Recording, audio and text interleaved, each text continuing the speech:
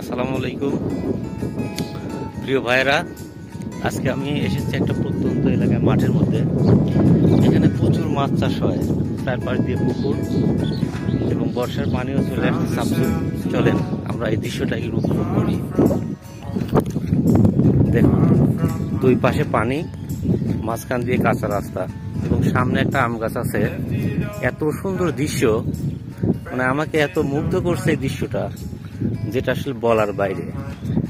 গ্রামের রাস্তাগুলো যে এত সুন্দর হয়, এটা না দেখলে বোঝাই মুশকিল। সামনে একটা ছোট্ট আম গাছ।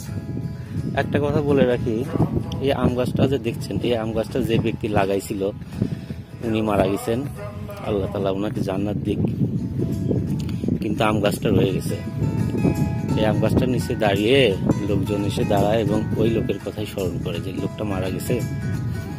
দেখেন, একটা গাছ লাগালে, গাছ লাগানো যে সাদগায়ে জারিয়া, এটা এই ঘটনা থেকেই বোঝা যায়। দেখেন কত সুন্দর গাছ। এই গাছের নিচে মানুষ ছায় এসে দাঁড়ায়, দাঁড়িয়ে ওই লোকের জন্য দোয়া করে। আমি জানতে পারলাম, এক ভদ্রলোককে জিজ্ঞেস করলাম, তো উনি বললো যে এই গাছটা যে লাগাইছিল ওই ভদ্রলোক মারা গেছে। আলহামদুলিল্লাহ, আল্লাহ তাকে জান্নাত দিক।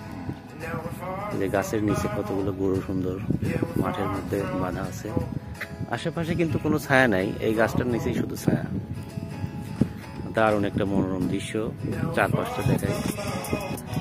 দেখেন সামনে একটা পুকুর, বিশাল মাছ চাষ হয়। আর সামনে যে পুকুরগুলো দেখছেন, একেবারে একরে একরে প্রচুর শৌখিন এবং পুকুরের চারপাশ দিয়ে কলা গাছ লাগানো। মানে এখানে যদি আপনি আসেন, সারাদিন পুকুর পাড়ে বসে থাকলেও আপনার ক্লান্তি লাগবে না, মনে হবে আরো কিছুক্ষণ বসে থাকি। আমি 10টার সময় আসছি, এখন বাজে বেলা 12:30। আমি এতক্ষণ এই পুকুর পাড় দিয়ে বসে এক খামারি ভাইয়ের সাথে গল্প করলাম, আড্ডা দিলাম। এখানে গরুগুলা ছায় কত সুন্দরভাবে বসে আছে। ওয়াও, কত সুন্দর বাছুর।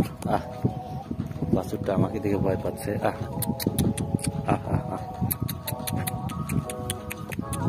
আদর করি। ভয় পাস না, ভয় পাস না, আয়। নাইস। দেখুন, এদিকে বর্ষার পানিও চলে আসছে। বর্ষার পানিতে কচুরি পানার ফুলগুলো ফুটেছে। ওয়াও, কত সুন্দর দৃশ্য। নাইস, মনোমুগ্ধকর দৃশ্য। একটা ফুল কাছ থেকে দেখাই, দেখেন কত সুন্দর বেগুনি কালারের ফুল। দারুণ দারুণ বেগুনি কালার। এরকম ফুল অনেক ফুটে আছে। ওইখানে জালি নিয়ে দুইটা ভাই মাছ মারতেছে, দেখা যাক ওদের সাথে একটু কথা বলা যায় নাকি। চলেন দেখে আসি ওরা কি মাছ মারে।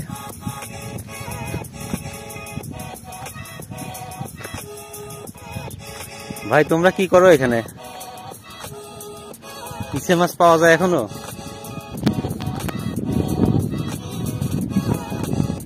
বাহ, ছোট ছোট চিংড়ি মাছ অনেক তো।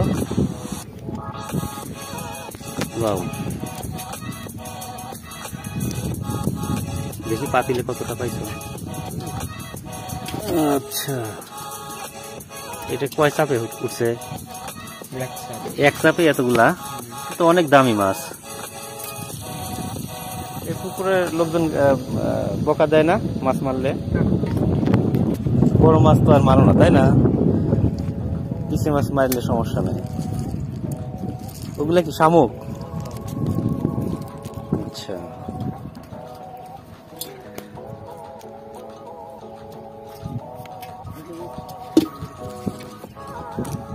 তোমার নাম কি? মোহাম্মদ আশিক হোসেন। আশিক, কোন ক্লাসে পড়ো? ক্লাস 9-এ। ক্লাস 9-এ। আর তোমার নাম? মোহাম্মদ সাব্বির সরকার। তুমি কোন ক্লাসে? সেম।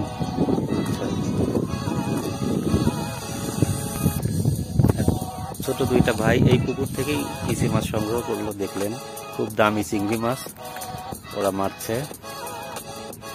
এই পুকুরে আরো অনেক মাছ চাষ হয়, বড় বড় মাছ চাষ হয়।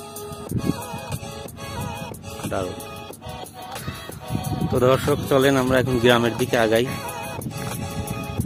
এতক্ষণ মাঠের মধ্যে ছায়া ছিল, কিন্তু এখন প্রচুর রোদ, প্রচুর রোদের তাপ। সূর্যটা দেখাই আপনাদের, দেখছেন কি রোদের তাপ। এত রোদের তাপে আর থাকা যাচ্ছে না। তবে এখানে যদি বিকেলে কেউ আসে, বিকেলে আসলে আর কেউ যাইতে চাবে না এই সুন্দর দৃশ্য ছেড়ে। দুই পাশে পানি, মাঝখান দিয়ে কাঁচা রাস্তা, কিন্তু কাদা নেই। এত বৃষ্টি হয়েছে তারপরে দেখেন রাস্তায় কোনো কাদা নেই। কাদা না থাকার কারণে আপনি অনায়াসে হাঁটাচলা করতে পারবেন, কোনো সমস্যা নাই। নাইস, বিউটিফুল, খুব সুন্দর। তো প্রাকৃতিক সৌন্দর্য দেখানো আজকে পর্যন্তই।